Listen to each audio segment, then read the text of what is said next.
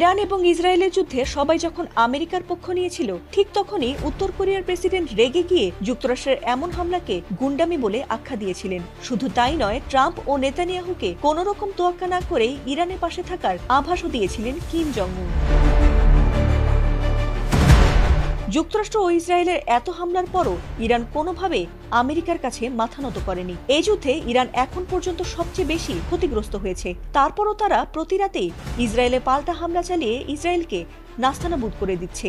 এছাড়া ইরান কড়া ভাষায় জানিয়ে দিয়েছে যে এই যুদ্ধে চরম মূল্য দিতে হবে ট্রাম্পকে। তাহলে কি ইরানের কাছে পারমাণবিক অস্ত্র রয়েছে, নাকি তাদের বন্ধুরাষ্ট্র উত্তর কোরিয়া গোপনে তাদের সহায়তা করছে? কেউ যদি তেহরানকে সহযোগিতা নাই করে থাকে, তাহলে ইরান কিভাবে দীর্ঘস্থায়ীভাবে যুদ্ধ চালিয়ে যাচ্ছে?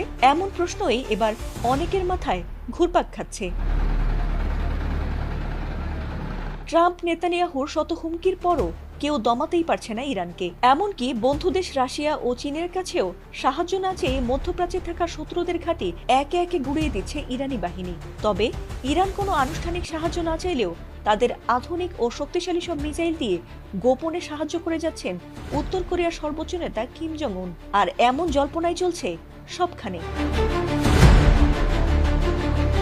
সেই জল্পনার মাঝেই নিজেদের গোপন মিসাইল সিটি এবার প্রকাশ্যে আনলো ইরান। আর গত কয়েকদিন আগে নিজের দেশ উত্তর কোরিয়ায় অত্যাধুনিক মিসাইল পরীক্ষা করেছেন কিম জং উন।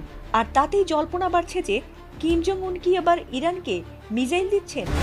কারণ ইরানের শত্রুদের লাগাতার হামলার পরও যেভাবে সম্প্রতি ইরান ঘোষণা দিয়েছে যে তারা এ যুদ্ধে আমেরিকা ইসরায়েলের শেষ না দেখে ছাড়বে না, তাতে করে বহু বিশ্লেষকেরই ধারণা যে হয়তো গোপনে কিমের কাছ থেকে অস্ত্র সহায়তা পাচ্ছে ইরান। কোনো মুসলিম দেশকে সেভাবে পাশে না পেলেও ইরানের পাশে রয়েছে রাশিয়া, চীন ও উত্তর কোরিয়া, যারা কিনা নিজেরাই পরমাণু শক্তিধর দেশ।